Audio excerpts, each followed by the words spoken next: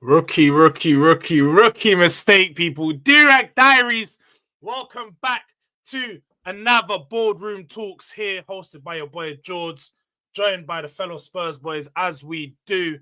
And yeah, man, this is Boardroom Talks. As you can see in the title, things didn't go so well yesterday. North London derby settings. It's probably one of the worst we've seen in a long while. And where do we go from here? Where do Spurs go from here? I don't know, but I've got my fellow compatriots, my favorite guys to talk Spurs with. And as you guys will know, if you've seen on any of the other Boardroom Talks, these are the guys that know real ball, man, real stuff. Make sure you get out everyone's socials. It's in their name. It's in the description. You can't miss it. Ash Mike for Spurs Kings, JayRatedR on Twitter, usually in the spaces cooking up, and then Mr. Box Office TV for all your box office stuff. But yeah, man, boys, how we doing? How we doing after yesterday? Boy, man, I had to get the little ginger shots. You know what I'm saying? Man's got a little bit of Spurs. Gotta get out of the system. You know what I'm saying, bro? Yeah, but I got the alcoholic shot, so I'm glad to see that we've all got a different way of coping with what went on yesterday. So yeah, I'm okay. You know what? It's like I'm starting to think. Are we starting to I might start to normalize awfulness. Do you know that's my one biggest issue. I don't want to normalize it. Do you know what I mean? Where it starts, you're like, oh, we lost again. Like we've lost 3 derbies in a row, and I feel like one gets progressively less angry with the derby defeats, and that's not really a good sign. You know, it starts to show a disconnect. Do you know what I mean? And I don't want to be a fair weather fan who's like, oh, I only care when we're winning and stuff. But it's like, you know, I think it's one of those where we need to unpack it. Do you know what I mean? And it's like, you look at it from a different angles and it's like, okay, right. Our form is terrible, but we have been playing without our goalie and centre-backs for the last, 6 weeks? Yeah. So on the one hand, the form's unacceptable.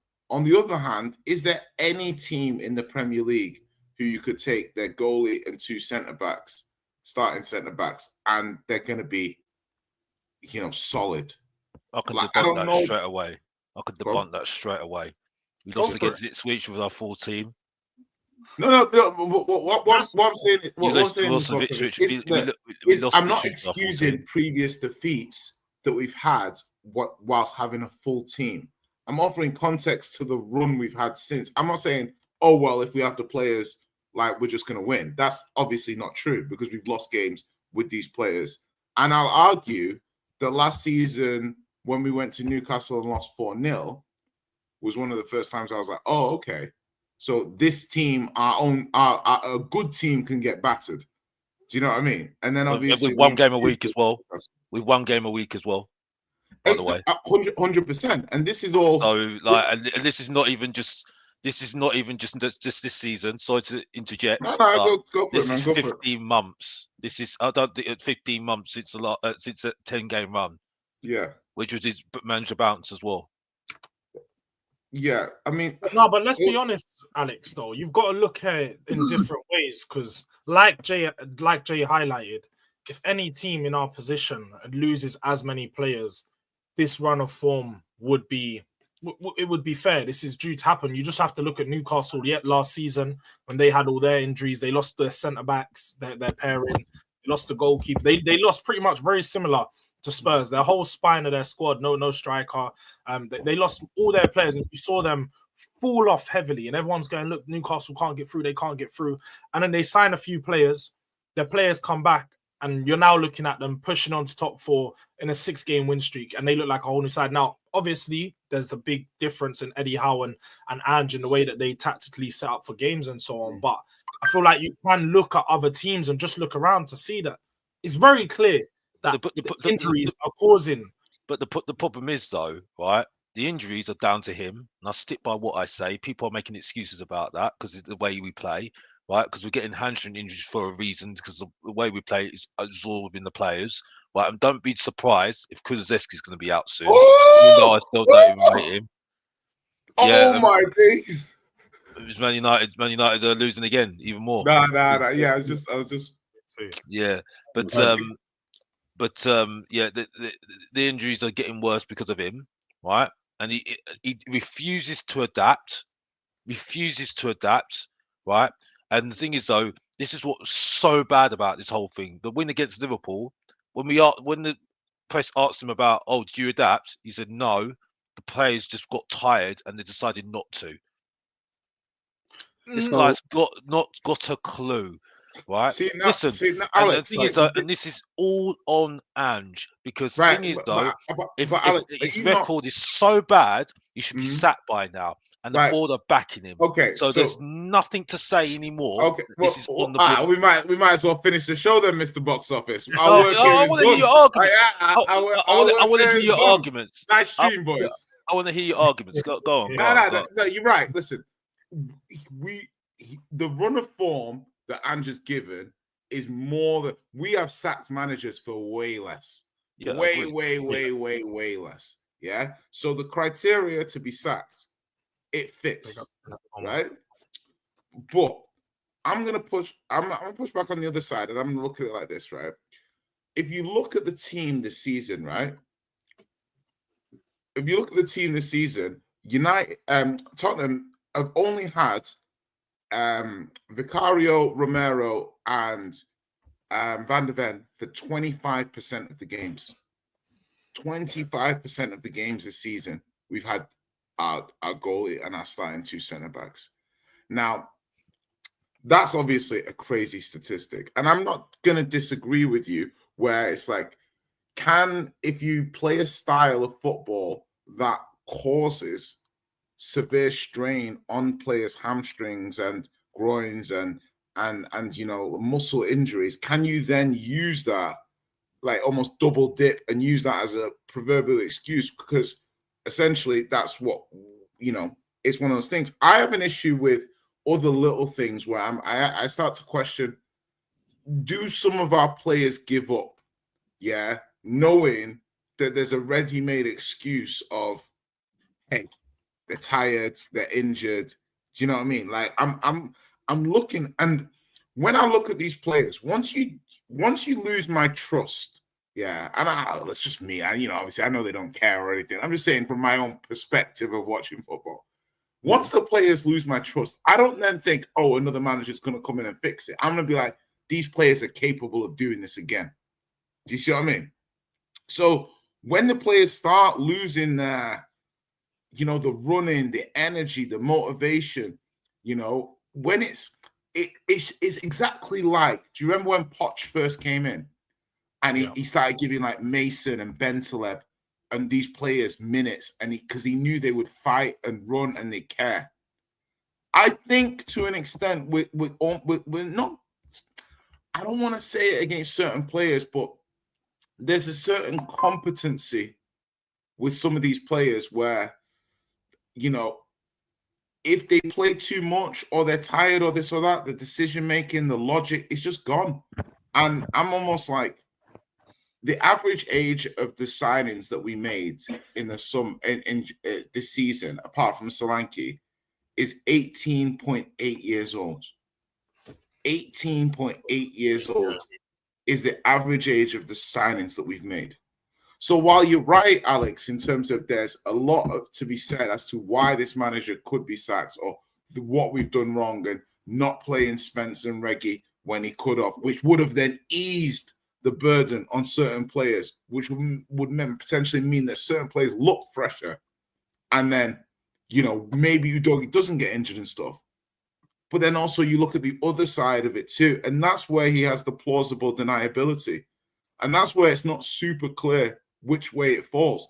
We've lost all our games have been one goal. That tells me that the margin in the team it's a small margin to flip to the other side. Are we shit or are we unlucky? Are we a bit of both? I think it's I don't think it's unlucky for me anymore. But the thing is though, Alex, when you look at the games, don't you look at it and say, look, even the other day, look, Arsenal had a few chances, but We had, look at the back line we had. If you change that back line and you put just our normal defenders in there, for one, we're not as open. We know that we progress the ball a lot better. So then we have more opportunities and the team looks a whole lot more solid. This run of form that we've been on won't be replicated. I know that you're going to say that we lost against Crystal Palace with this team. We lost against Ipswich with our first. Romero's been rubbish this season as well. So to interject, he's been rubbish. Yeah, no, you're right. Romero has been. Davis has been our best defender. Listen, I don't like Davis, right?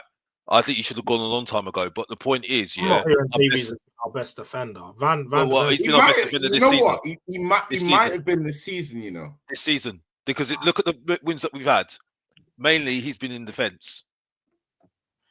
Our biggest win against Man City, hasn't he?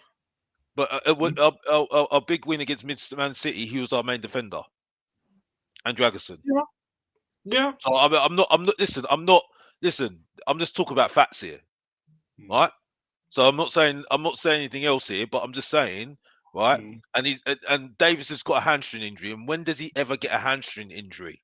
And also, I will co-sign Alex in terms of when Davies got injured. That's the injury that really tipped the balance in terms of the results going off a cliff.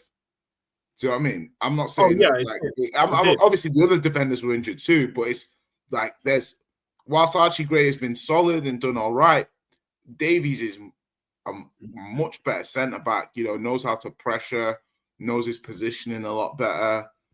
Things like that. So, like, do you know what I mean? It's like this is how you end up where you are, and I think we can take a step back in a wider question and say, look at Kane, look at Son, like, we are where we are in the league.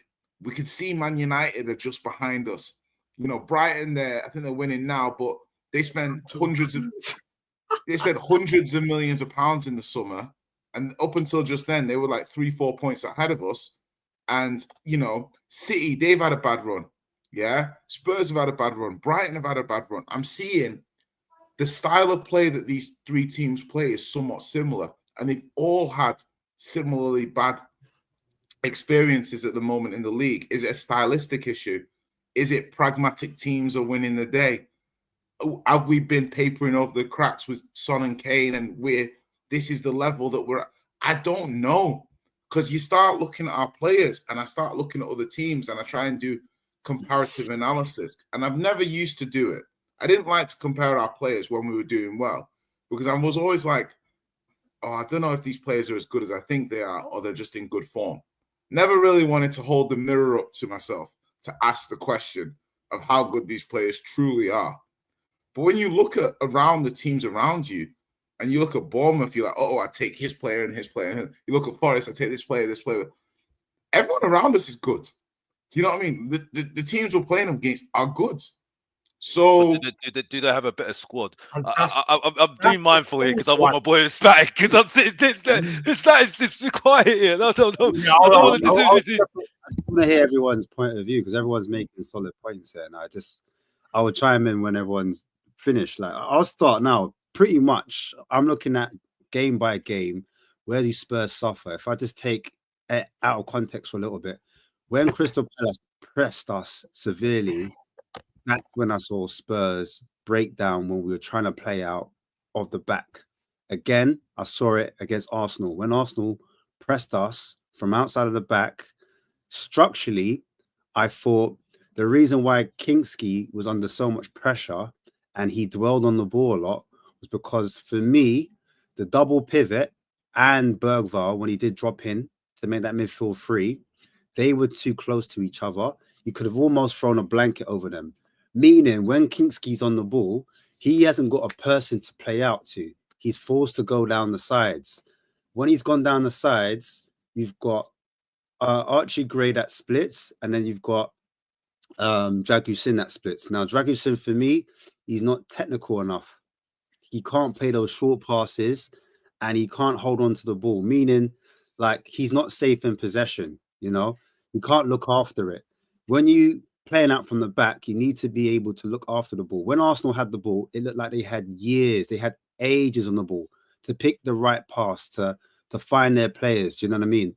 when we had the ball, there was no one that was safe in possession that could take their time and it increase the tempo and then slow the tempo down if need be. Do you know what I mean?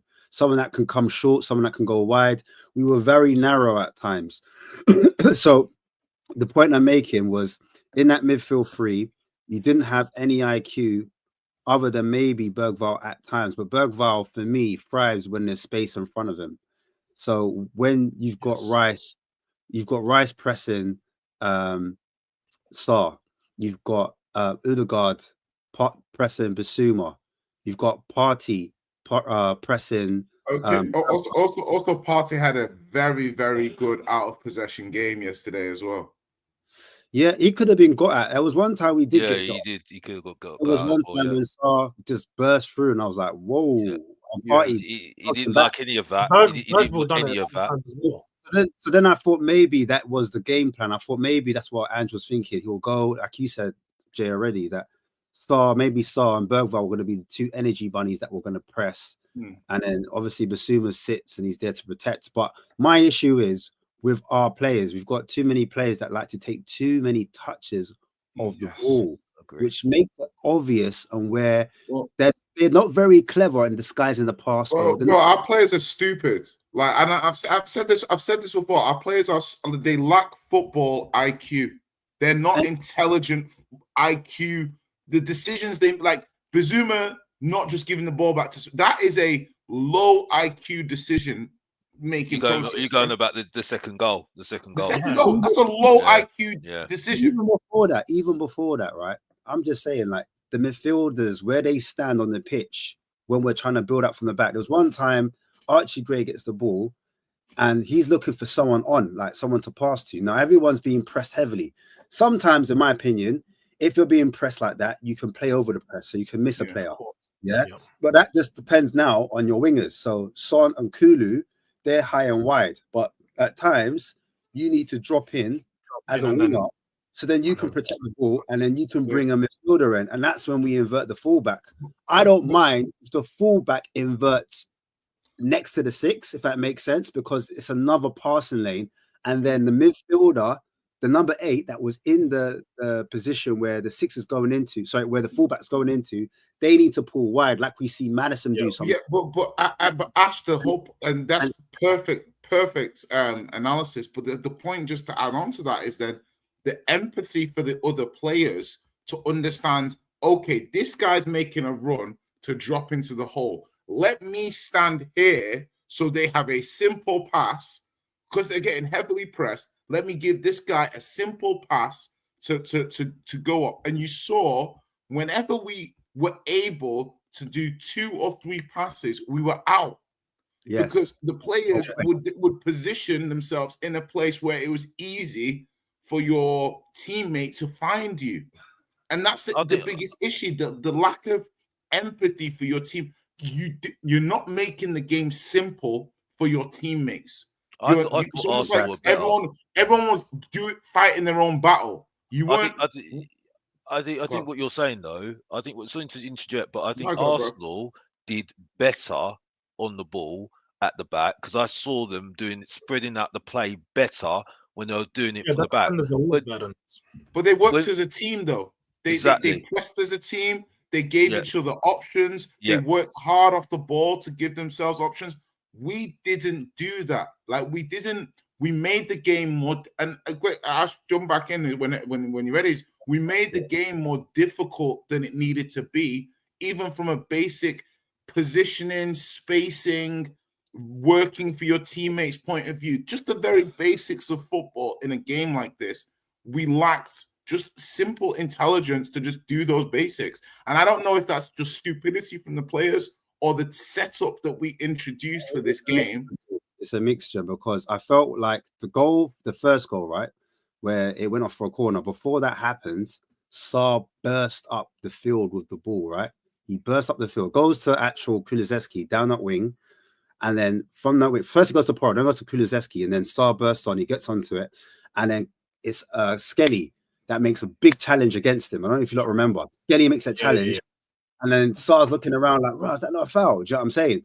At that point, what is our resting defense? What is our defense in possession? Do you know what I'm saying? How are we looking? And so that's when we could start to look at Ange and say, guys, and also even the second goal, when people got that, why is Porro so high up? If Basuma's on the ball and Spence wants a little 1-2 and he's pulled up, that side of that pitch, the other side means the other fullback should be resting in defense, making a back three. Yeah. Just in case something happens and it breaks down. And even Sar's positioning, he should be now, okay, cool. Basuma's playing a left eight. Let me come across into the sixth position. So it's a 3-1 at least. Do you know what I'm saying? We've got some solidity there. So for me, a lot of people are like, give Ange, the benefit of the doubt, X, Y, Z. But what I'm looking at is his defensive structure out of possession, because we're getting done. I don't think we have one, and he hasn't coached one good enough. That's the problem. It's hit 18 months.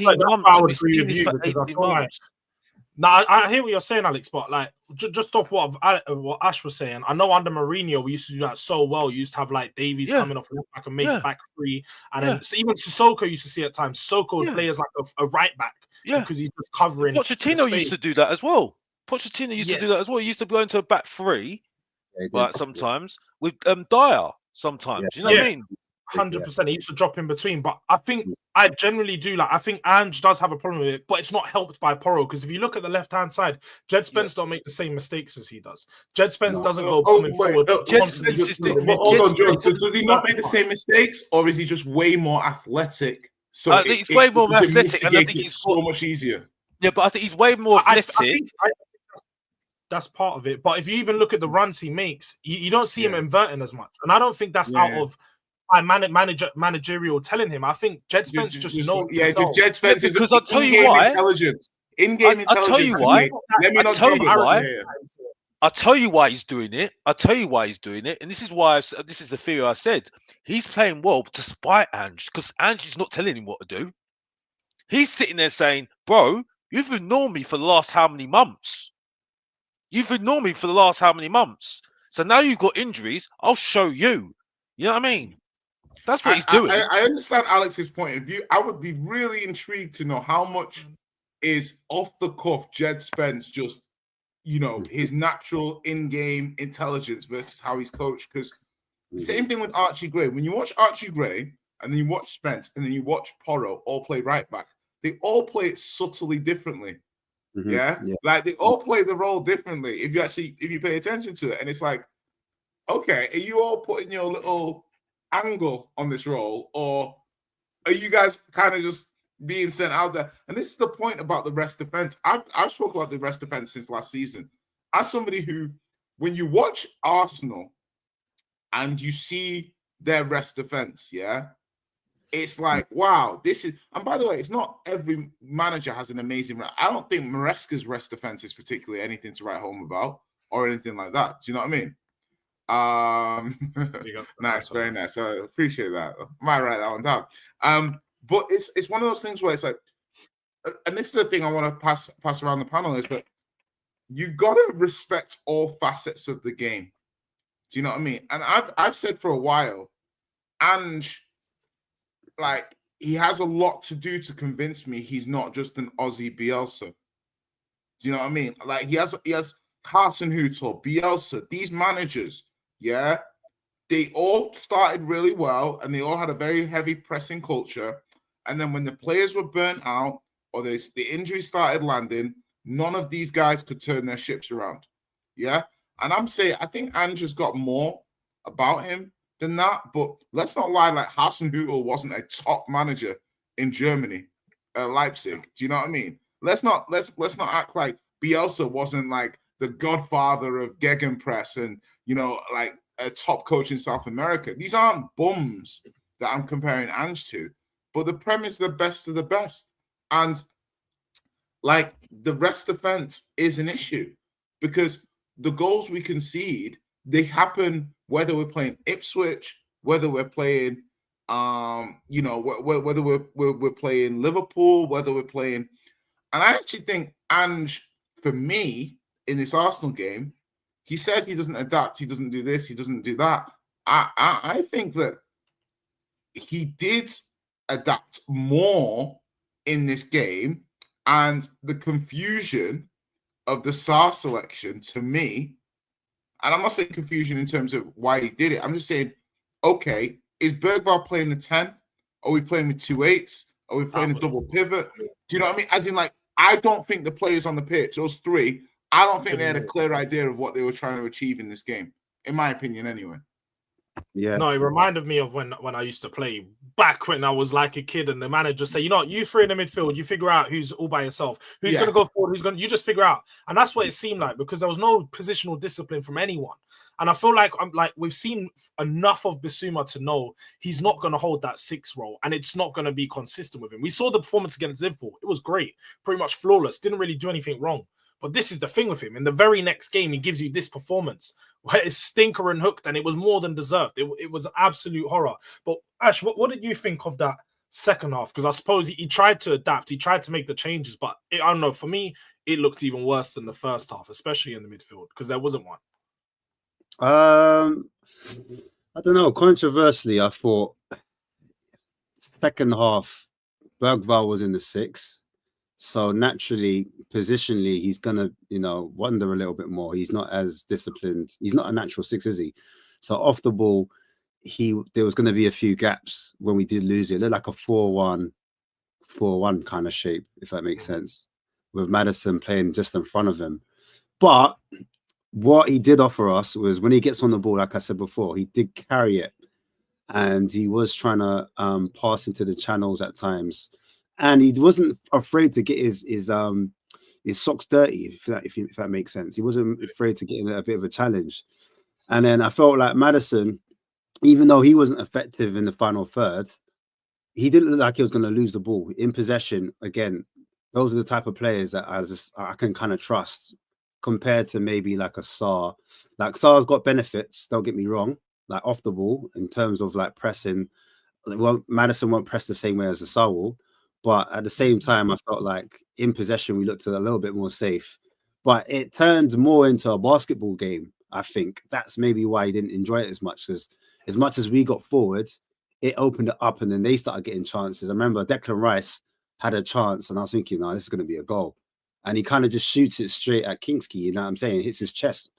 And then there was another chance when the ball goes into the box, it's crossed in, and Havertz heads it straight. Had the header, and then Odegaard chance, and then there was a couple of half chances as well. Another one, and then it was just the chance. I understand that side of it, why you were like, oh, I don't really like it. But I just felt like Spurs, because we were 2-1 down, we had to kind of go for it. And that's the reason why he kind of made those changes. But Johnson, for me, was, again, just, it's like you were playing with almost 10 men. 10 men, every single time. The one thing I'll give, like, I think Johnson has been terrible for weeks now, months. You can argue months, but the players who have been fit for this run now are dead. Yeah, as in the players who've been fit the whole time, and you look like Kulu, Johnson, Solanke, these players are dead. Johnson's battery seems like it ran out before the other two.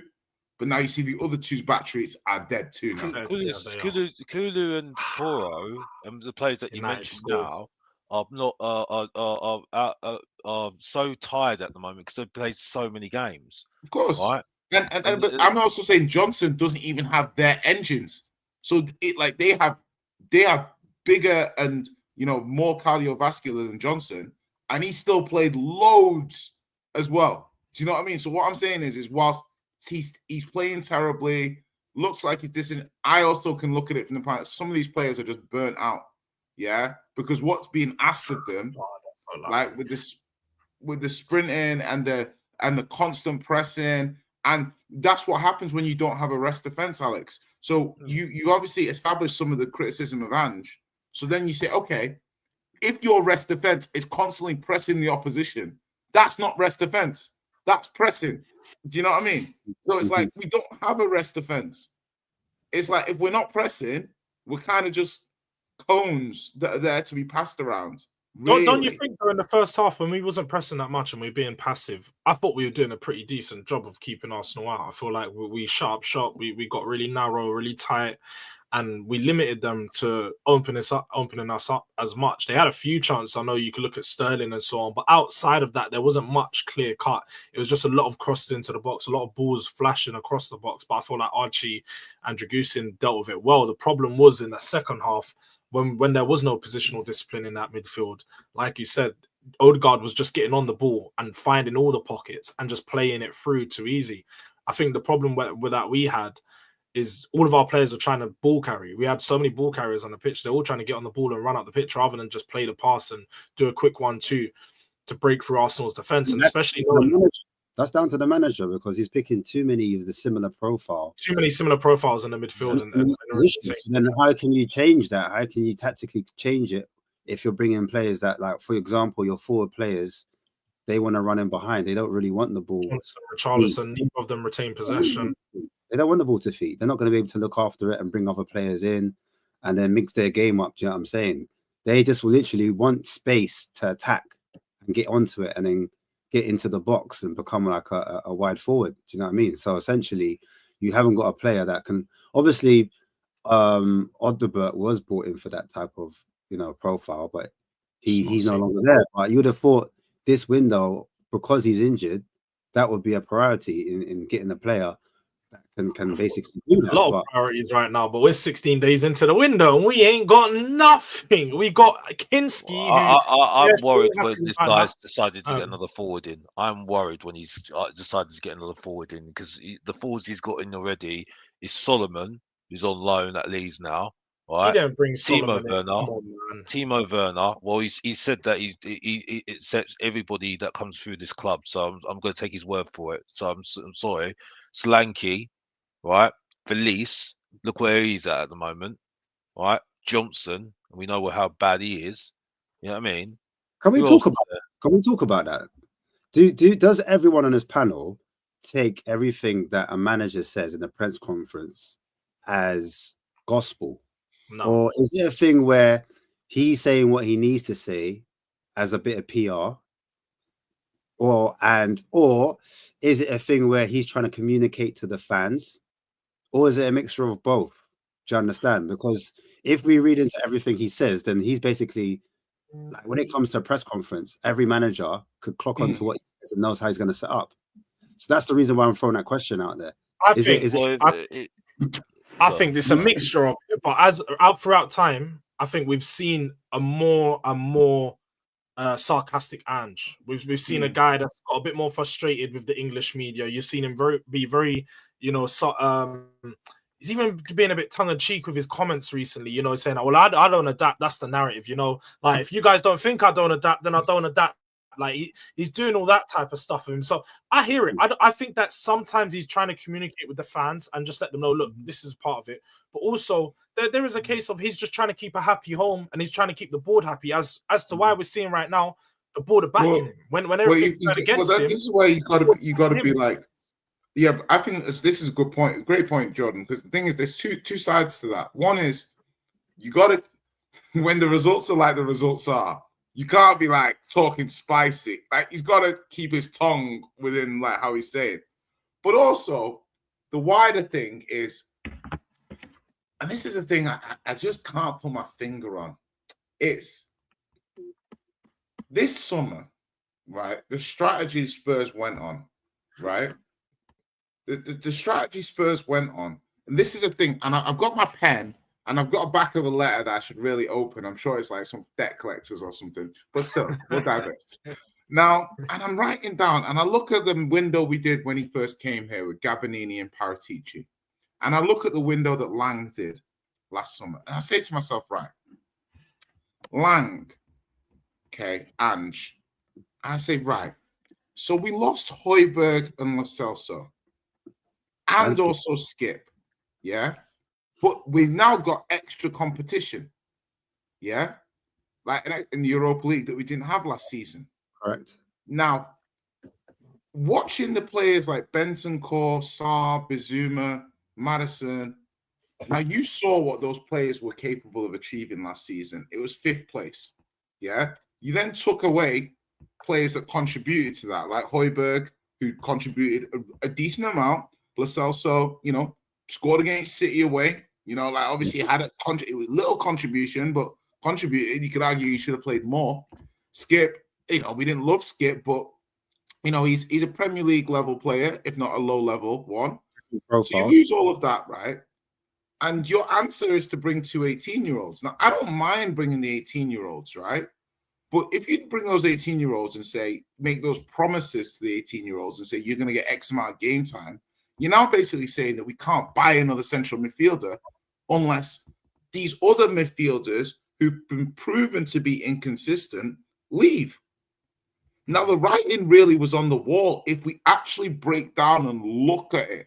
Like, if we look at the data those midfielders gave us last season and look at where we're at now and said we're going to take 3 bodies away from that and we're going to put more strain on you, but you were already inconsistent last season, it's like, damn, we should have seen this coming a lot more. And Mr. Box Office, like, I told you it was about, I said it wasn't a good window. Yeah, I had it as a 6 because of outgoings. But the regression of these players when asked to be responsible is showing that these players can play a style of football, potentially low pressure, low expectation, maybe under like a Conte where you can do a low block and stuff like that, right? But now we're seeing these players where we're asking Maddison, and to be fair to Maddison, he's contributed GA, but he's not the talisman that we thought we were getting last season. Do you know what I mean? Kulu's like having, don't tell me United scored again. Diallo twice, man. No. Twice. Fire. The kid's on fire right now. He saved them. 89th minute. Nah, that Diblin injury has killed Southampton.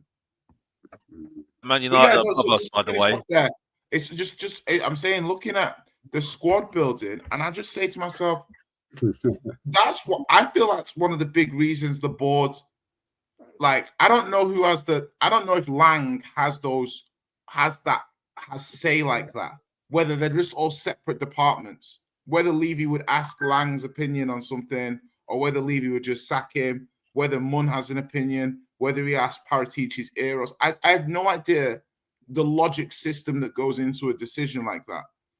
But what I do know is that Lang has given him a squad where he's basically saying, hey, mate, like, these players are going to be amazing in 2 years' time, 3 years' time.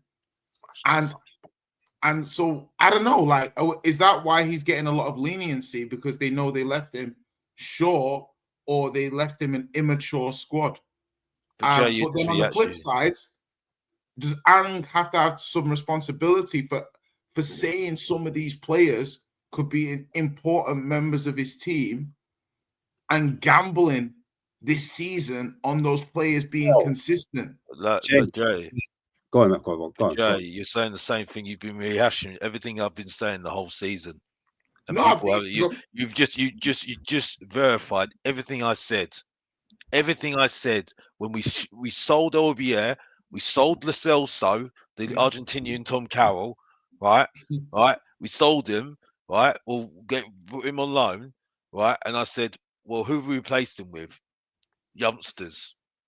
So now I'm sitting there saying, well, we ain't got any better, haven't we? And Bentancur and Basuma were up and down last season as well. So we didn't improve on the squad. We didn't improve on the squad. So it's like, this is the thing. And I've told you about Johan Lang. I said I'm embarrassed. I'm embarrassed that now I'm saying I want Paratici doing the transfers again, because you know what I said about you used to argue with me about Paratici. I was arguing with David Harris. I was arguing with loads of people. And I'm now embarrassed again. And now I'm starting to say even though I want Ange out, I can't trust this ball to get somebody better than Ange, because there are loads of coaches out there. But that's if I can't get somebody better than that's where the problem is. So many people want Ange out, but when you ask them, who do you want to bring in? They haven't got an answer. They don't have an answer. But I've got an answer. I would take Eddie Howe if he was available. I'll take no, but that's the problem. Marcos Is he Silva. available though? I could take what is it? I'll take Pep if he was available, Alex. He's Pardon? not available. I'll take Pep if he is available. He's not available. Let's talk I know, realistic. I know, but I'm saying I would take Areola if he was available, right? And I think you should get him because the thing is, though, you could get his release clause out, and you could do that definitely. You know what I mean? Yeah. You know, there are coaches out there. There's Terzic that used to be at Dortmund. You know what I mean? There are managers out there. There are coaches no, not managers, coaches out there that we've not got a coach at the moment with Ange. You know what I mean? But the problem I have at the moment is that Lange is doing such a bad job at the moment, and Scott Munn's the invisible man at the moment, right? That I and Daniel Levy's got previous, but I can't trust them to get a good manager. About Paratici's first season. Has anyone got that on transfer market? I just want to compare. I remember it vividly. It was Brian Gill, Romero, Emerson, yeah, Galini on loan. Right, Galini, yeah, cool. And I think that was it. Cool, 4 players, yeah. And what can we compare that to what Lange has done for his first window? I just want to see. So Odebear. Oh well, he had so first summer was January as well. Say again. Yeah, January. So in January he did Vuskovic, Dragusin, and Werner. Right. Okay. And then in the summer he did Odebear, Bergval, Gray. That was it. Solanke. Yang. And recently Kinski, right? And Kinski just now. Yeah. So everything's young. So how long has he been in a job? Is what I'm asking Lange. I think he's been the excuse I'd give Paratici is he was coming from Italy, and how much had he watched of the Premier League and blah blah blah. Lang is coming from that. He's coming from Birmingham. You know what I mean? Like you should know the league. Yeah, no, of course. You should know. Of course. I just want to know what the remit was, because from what I think is happening is he's been told that, you know, they're starting a new project in terms of financial, commercial things that are coming outside the club, e.g. the hotel and the apartments behind that. And they want to start that project a bit earlier.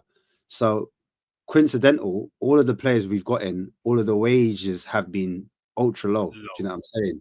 There's no one that's coming that's been of that kind of, not cane bracket, but even like like 100 grand or 110 grand.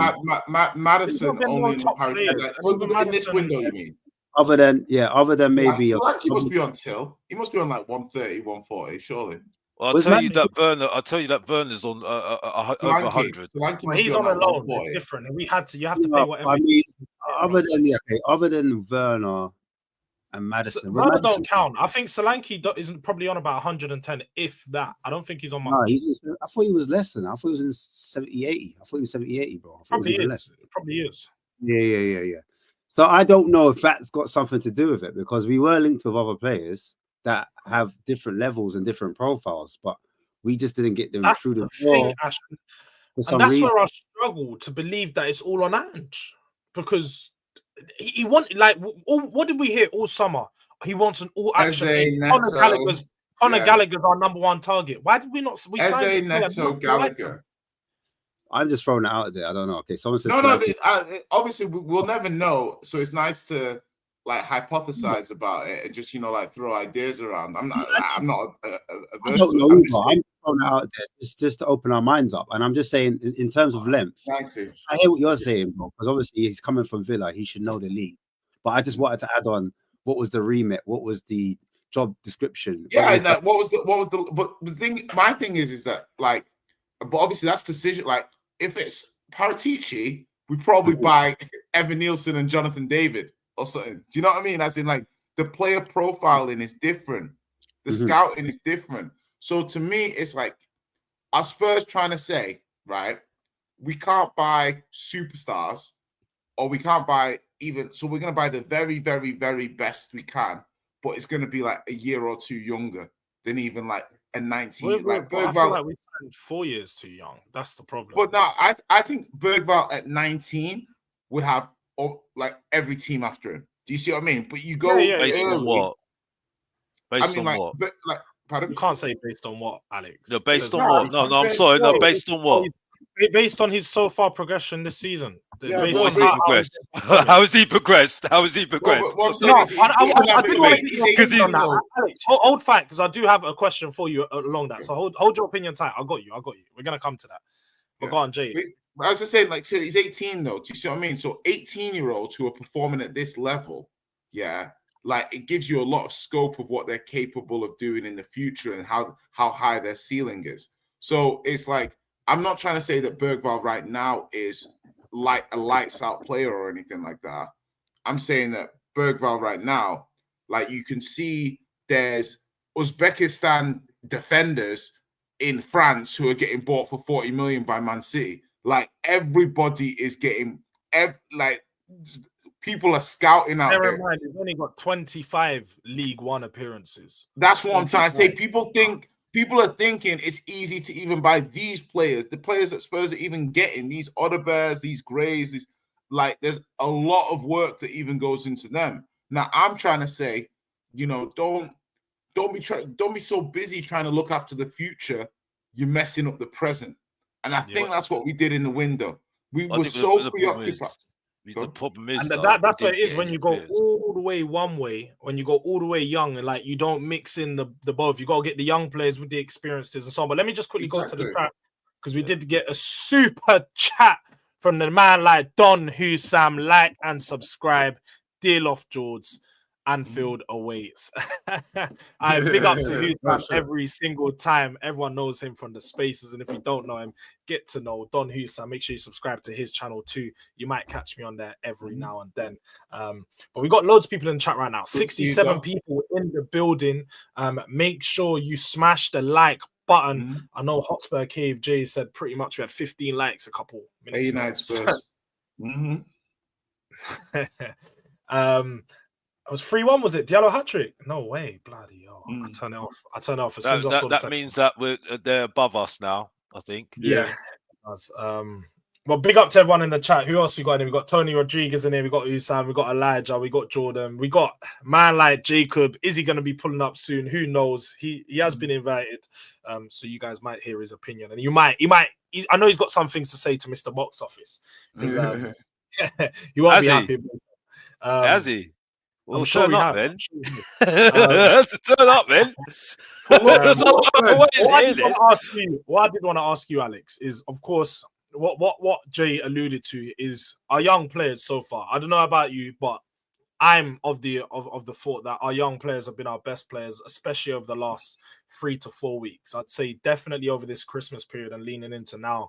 Jed Spence, Archie Gray, Bergvall have all been class for me, all been standout performers, and in most of the games have been our best players. Where are you at with them? Because I know, obviously, just a few months ago, I know when I brought you onto the channel for the first time, you was on Archie Gray's not good enough. Not good enough. Why is he playing? So where are you at now? Because obviously you've seen a lot more of all of them play, and you've had more time to evaluate where they're at in the team. I still think they need experience next to them, especially Bergvall. Sorry, he's too rash for me. Way too rash for me. I think it's shown it against Arsenal. I've got to be honest. He works hard. He's acting like a young kid for me. If I'm looking at the two of them, Archie Gray's more composed, more composed, more relaxed than Bergvall for me. I still think Bergvall needs experience next to him. I think they both need experience for me next to them. I think Spence has been very good. Again, I'll stick by what I say. People can assume what I'm assuming, whatever.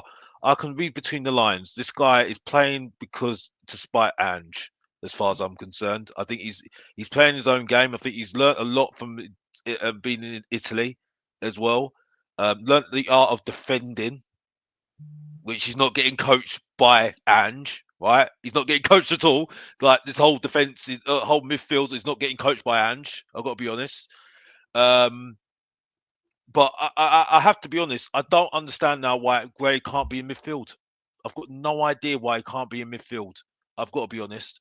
And I do agree with Jordan in the chat. Don't get used to it, Jordan. Big up to you, by the way. But yeah, Basuma is rash as well. So that's another reason why we need a proper midfielder that is got more composure and as a leader. Because there What do was you think times in the about game of Gray going into that number 6 role? Because obviously we've seen him in centre back, and like I said, he's very composed of ball. He's good at moving it, and he looks like, if we're talking about one player that can be comfortable, and for me, he looks he can be press resistant. He's got that ability about him. If he can just, find his feet a bit more. Do you think that he could be our number 6 for the rest of the season, for example? I think he should be playing in his position. If we're going to do this youth project, play the youth in their own position. You get what I'm saying? Yeah. For me, but for me, I don't really understand. I do think we need some experience next to them though, because they're learning of players that are just inept. Because the experienced players are letting us down. I've got to be honest, right? I don't think they're learning a lot from the experienced players. I don't think they're learning a lot from Ange, the way his tactics are terrible, absolutely awful. I've got to be honest, right? And Kinski, yeah, he looks good, but again, he needs to learn. And I just think there's a lot of players there that just need coaching. You know what I mean? And this is where I don't think Ange is providing that sort of coaching for me. They're not learning developing. Because they will go through a hard spell, and this is where you need experience to say, this is what you need to do, bruv. You know what I mean? This is what you need to do. Just calm yourself down. You know what I mean? Because they will have rough patches. So I mean, I'm not gonna go over the top about these youngsters, but if I'm putting who I'm really impressed with at the moment, I won't include Spence in it, because Spence is he's been at the club for quite a while now, and I think he's been okay. He's been good, but we need to see how he is the whole season. And I think when the Deji comes back, he needs to stick to his position. He needs to stay in the team for me, and the Deji needs to fight for his place. Bray has been more better than Burval. You know what I mean? I think Burval's got a lot to learn. A lot to learn. I think that's really my take on it at the moment with him. Yeah, it's understandable, and I guess I would agree to an extent that I think Bergvall does have a lot to learn. I think you can tell the very difference between them, that Archie Gray's had a full season of playing Championship football. You can tell that by the way he played. He looks very mature, even like. He looks like he's going to be a leader for us going forward. Just the way that he carries himself on the pitch. I wouldn't be surprised if he's the one talking to Jagusin and telling him what to do. Jagusin's absolutely... He has been better than Jagusin. He has been better. He has been better than Jagusin. He has been better than Jagusin. I have to be honest. Way better than But in saying that though, he does need experience next to him, because he's not learning off the experienced players. Good.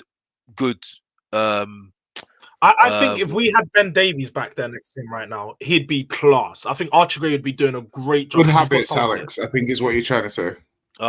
Habits, yeah, that's it. Yeah, that's it. Thank you for finishing that off for me. Yeah, I just think at the moment, yeah, this is where we made the mistake in the summer. If we're going to do a youth project, get good pros, experienced pros that are, speak to players. And then we sent Højbjerg away. Like, he's a great pro. But bro, this is why I've said it's embarrassing. I'm saying I want Højbjerg back in my midfield.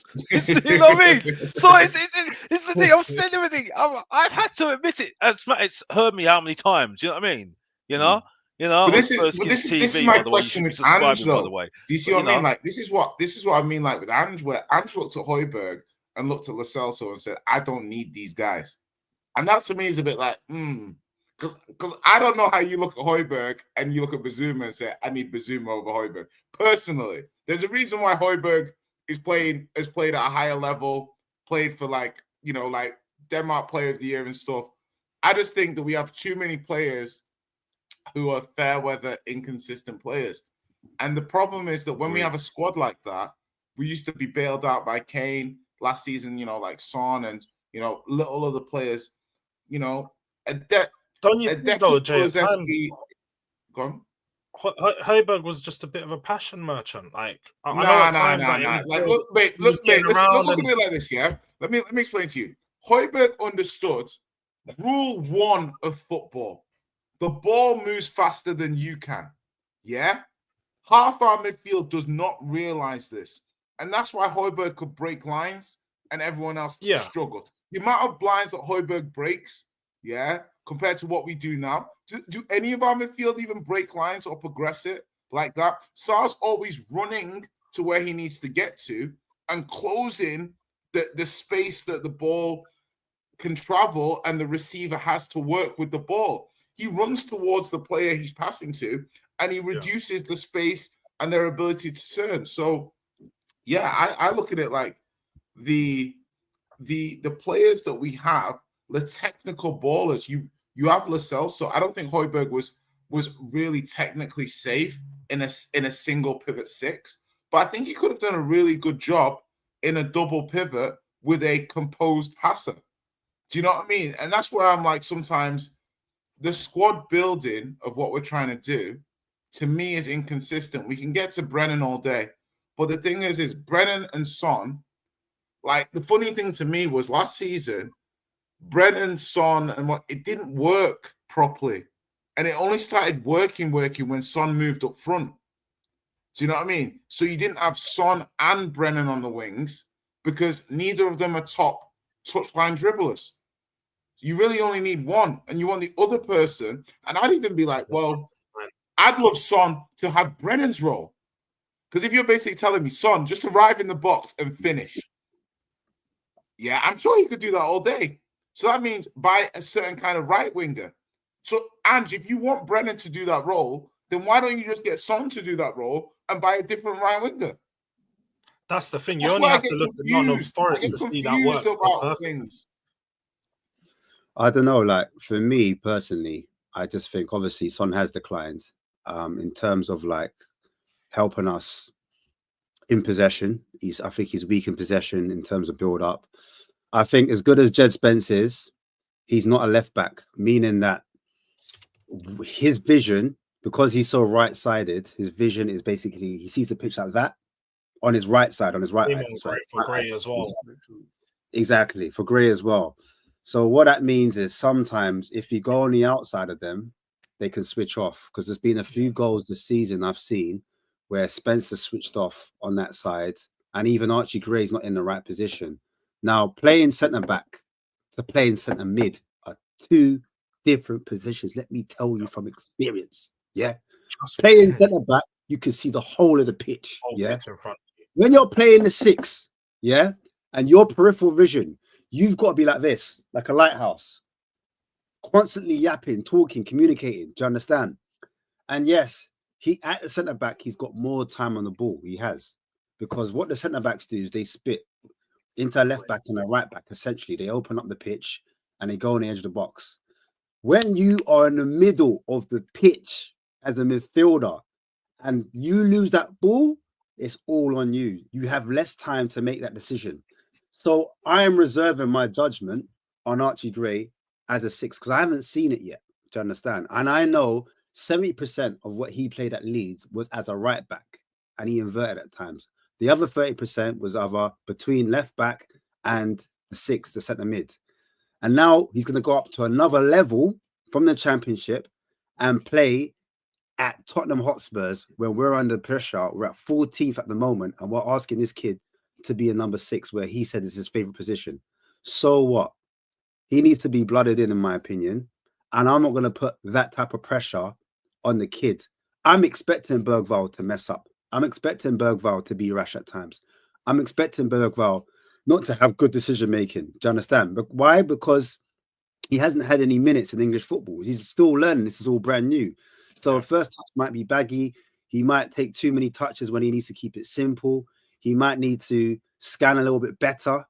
And then he might pick out a pass earlier and see something a bit more front-footed. He might do a forward pass earlier. But that's expected from the young kids. So I'm not really putting the pressure on the kids. Now, it goes back to the point that you, man, were making. It goes back down to the recruitment. We should have been bringing in, yes, some people for the now and some people for the future. So someone that's going to complement what we have in the youth. And it still doesn't block the pathway. Do you know what I'm saying? Because at the end of the day, you need competition for places. So there are going to be times if you buy a 6, for example, that's been doing the seasons, he's a season pro and he jumps in doesn't mean Bergvall or Gray can't come in with 20 minutes to go and do their thing and still learn on the job. But my thing is, I'm not gonna like put that pressure on them and say, oh, how come Gray ain't doing this? Or how come Bergvall's dead? Do you know what I mean? Or Kingsky's dead because, you know what I mean? Look, those players, it was their first North London derby. Dragusin, Bergvall, Kingsky, Archie Gray, do you know what I'm saying? Jed Spence. That's 6 man already. Their first ever North London derby. I'm not gonna tear them apart. I could see that man was sweating under pressure from the decision making they were doing, from the balls they were playing. I'm like, Spence ain't normally like this. Archie ain't normally like this. You get me? Kingsky, right? He's taking long on the ball, but it's all because that noise inside the stadium. I could tell that them man aren't really. Nerves got to them. You know what I'm saying? Can I argue your point though?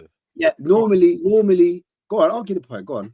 Can I argue your point though? I think the club have put pressure on them straight away by the fact that they didn't sign anybody experienced anyway. Well, this is what I'm saying to you, bro. This is exactly my point.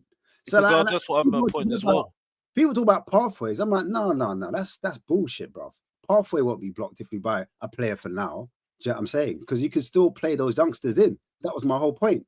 So it like for me, that whole like they had what? Kelly Skelly. He was that was his first North London derby, but it's different because he's at home, he's not away. Do you know what I'm saying? He's got the home crowd with him. He's been there from like he's 6 in the academy since he was 6 years old. So it was his dream. He's loving it. Do you know what I'm saying? This is his time to step up. He's bringing with pure season pros. Do you understand? Party, season pro. West Ham with Rice. How many derbies has Rice done? Do you know what I'm saying? It's not his first season as well in Arsenal. Odegaard played at Real Madrid as a youth. Do you understand? At Real Madrid, where he played at the Bernabeu, where he played at El Clasico, and then came to Arsenal. And even before that, was at Werder Bremen. Do you know what I'm saying? So playing derbies in Germany. So we're talking about different levels where Archie Gray just played for Leeds in Championship. But it's a different level, you know. So I could tell some of these players, Kingsky just come from Sparta Prague. Do you know what I'm saying? He's come from them Eastern European countries there. Yeah, he's had a derby, but he ain't had nothing like this. And when he's putting his foot on the ball and he's looking to make a pass and he sees all 3 of the midfielders tight and Rice is on him, Party's on him, Odegaard's pressing. Do you know what I'm saying? There's no passes on because they're so pressed. And then he's got to look wide. And as he looks wide, you're seeing Timber leave Son because Son ain't doing nothing. Timber knows he can leave Son. Jumps on Spence. You get me? Jumps on Spence. And then what's his name? Sterling jumps on to Archie Gray. You know what I'm saying? Does a little cover shadow for the keeper, makes it harder, forces them into making decisions. And then the vertical passer, there's no angles, there's no lines, there's no triangles because these men aren't, their head's gone. Do you know what I'm saying? So, like, for me, I don't know, man. It is on the recruitment, it's on the club. And this was always going to happen. If you're going to play out from the back and you're going to be so narrow as well, we played so narrow. We need more width when we play like that, when you're trying to break through the press. So, yeah, that's me anyway. That's the thing. And I feel like the only way forward, I mean, because obviously that's the question of this boardroom talks. Where do we go from here? I think the only way forward is making some solid improvements in this January window, trying to bring in a player or two that can cover some of those holes that we're missing at the moment. Where do you guys think are the biggest holes? Especially, let's just consider we've got Vicario, Romero, and Van de Ven all due back within the next week or two. Do you guys think that? I think you made a huge mistake there. Huge mistake there, Jords. You said one word that I can't stand. I can't stand that word. What word? You said cover. I don't do cover. I don't do backups. I do competing. Right? Ooh, this is exactly the same problem. Tell him again. Yeah, I don't do backups. I don't do backups or cover. I don't care. I don't care what anybody says. Well, no, I don't do cover. No. Because if we're going to do cover, go and get Harry Winks back. Go and get Sissoko back. Go and get all those players back that we said were not good enough. Right? True. I'm sorry. I'm not having that word again because I've heard that word so many times and we made the same mistake. This is the same reason why we got Timo Werner in. Yeah, below average Shane Long, German Shane Long. You know what I mean? Look where that's gone lost. You know what I mean? The fact that this guy had to stay on against that bloody what is it? That team that lower league team, yeah, and we we subbed off Mikey Moore that was doing more than bloody Timo Werner was doing. Not that I'm hyping up Mikey Moore, by the way, because it's not his fault that we didn't get somebody else in to actually compete with what we have at the moment. You know what I mean? Because look what Son's doing at the moment. We need players to compete. I'm sorry, I'm fed up this. No, I'm not having this nonsense anymore about cover. No, yeah, I get your point, Alex. So with that, where do we need to make that signing this window? Where does I need defenders? I need defenders. I need defenders that are going to even compete with bloody. Van de Ven and Romero due back next week. I don't care if we've got Van de Ven or thing. Back signing. I don't care for our defence at the moment. Van de Ven's a hamstring waiting to happen again, right? And Romero's playing rubbish this season. So as far as I'm concerned, we need centre backs. As far as I'm concerned, so we can get rid of then we can get rid of bloody then we can stop playing Archie Gray at bloody centre back. You know what I mean? And play him in that position he wants to play, and then get an actual midfielder that actually is a proper midfielder, a proper number 6, a proper midfielder that knows how to defend, a proper midfielder that can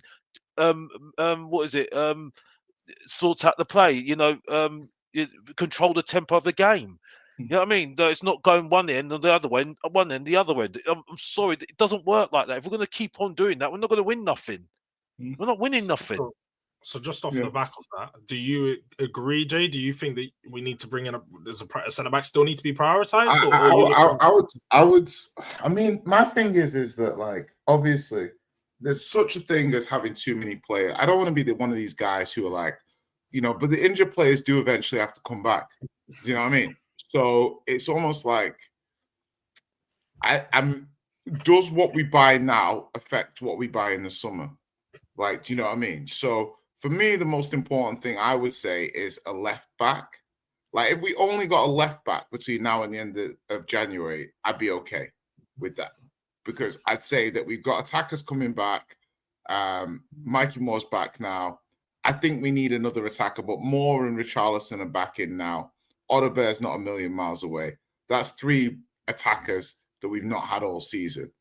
But I think a left back will then allow, you know, better angles, better passing, better progression.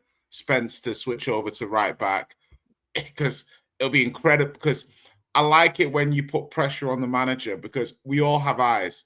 Nobody would drop Spence for Porro. Do you see what I mean? So if Ant starts doing stuff like that, he's going to make a rod for his own back. Do you know what I mean? Already fans are trying to say, like, I didn't love Maddison's performance against Tamworth. Like I said, I thought it was too much finger pointing, not enough decisiveness. But in that first half, I thought, you know, Bergvall, Bazuma, and one. Like, I didn't really... Like, for me, Saad didn't make sense because Bergvall's been playing in the pivot. Do you know what I mean?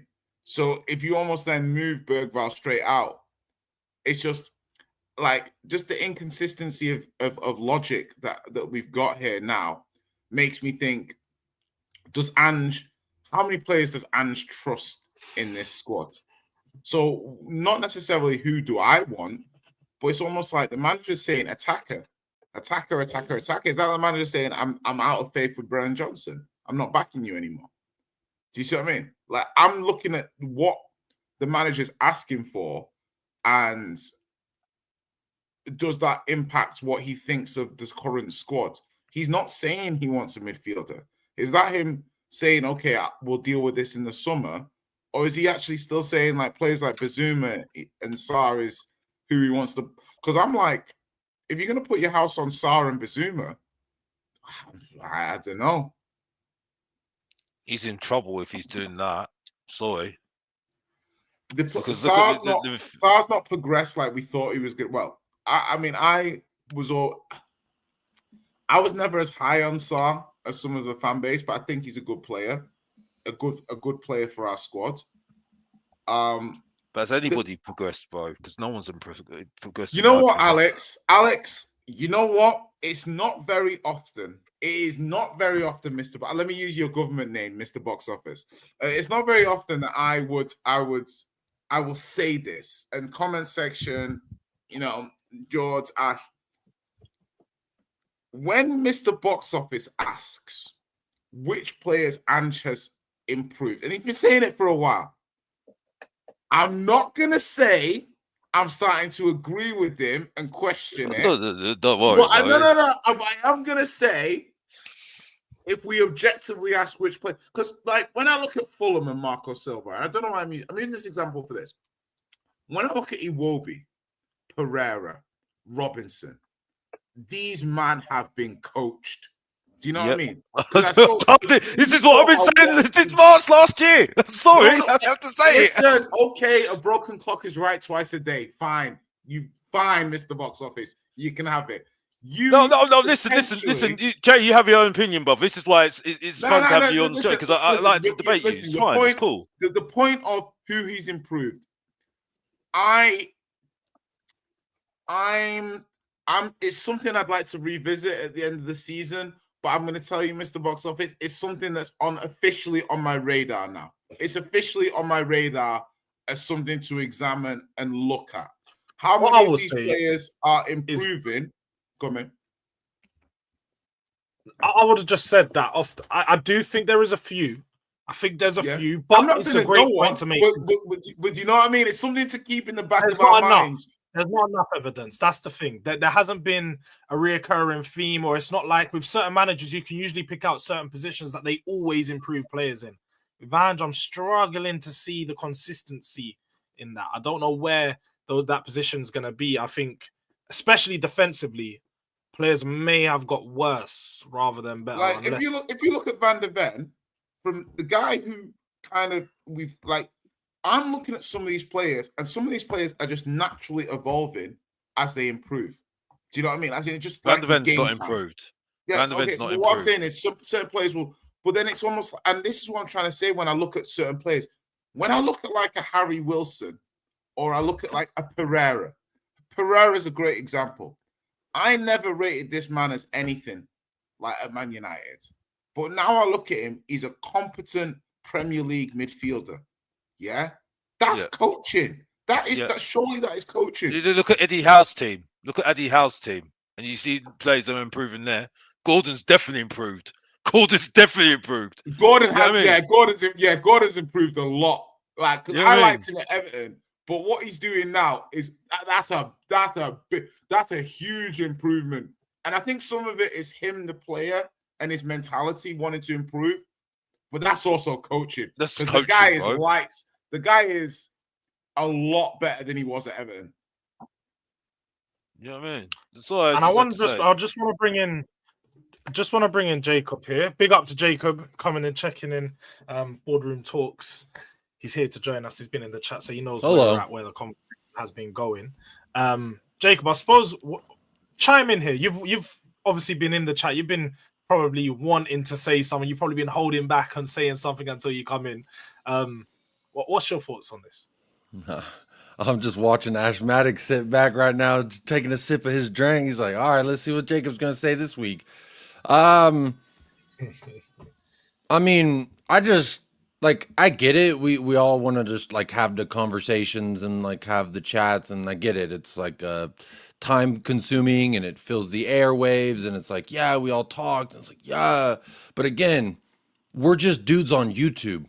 We're not like the actual person or persons that are at the training ground that see these players day in, day out, and that are, in the train. So in regards to like players improving, I think it's kind of, you could say based off of results. No, I can't think of one based off of results, but Solanke didn't play here last year. How do we improve on a player that didn't play for us last year? There's Dragusin. He came here in January, and everyone's been saying, oh, bench Romero. He's played shit. Bench Romero. Dragusin's not getting any minutes. Oh, we're going to block his pathway. Archie Gray loaning the leads. And Archie Gray's better than Dragusin, the guy that they all clamored for, wanting to start over Romero, our co-captain. This guy is worse than Archie Gray is when he plays a center back. But hey, we all just want to have the conversations, right? I get it. I understand. Game is game. I don't really know where we go from here, really, because it's like, to me, I've always said the results, if they continue in the manner, there's only one inevitable result. And it's like, you know, I get told the most silly things from all factions of the Spurs fan base. They say you're in a cult or you're an angel. They've invented a whole new gender, and now it's a new gender that's been invented that I'm apparently attracted to called ange sexual. So all these different fun words that they like to come up with and different slightly homophobic, slanderous things they want to say. It's all good because it doesn't bother me. You know, most of those people actually go to bed by themselves, and that's just not the case for me. So, you know, it's all good. I like to look at the people in the pool before I jump in the pool. You know what I'm saying? Because it's like if there's a bunch of kids, there's probably going to be a bunch of pee-pee. If there's a bunch of old bald white dudes, they're probably going to be complaining and moaning. And there's still going to be pee-pee. Yeah. But can I ask you, Jacob? Because obviously, like I don't think you're just linearly Anjin and stuff like that. I think you understand like logic and like results dictate and stuff. And I'm not trying to say Ange isn't improving this or improving that or blah blah blah. I guess I'm more musing. This is more like a therapy session. Like we're just kind of musing. And I guess my problem, I think my issue is that, and I wrote this a few months ago, and I think this is specifically how I feel, and the best way for me to express it is with Ange isn't the guy who's going to improve the players we've got per se, right? What he is saying is, I have a style of play that can get you guys to glory, and some of these players are capable of playing in this way, and some are not. And the players who are not, we need to get more players who are. And at the end of it, potentially, that vision of how I see winning is going to be enough to win. That's the way I see Ange.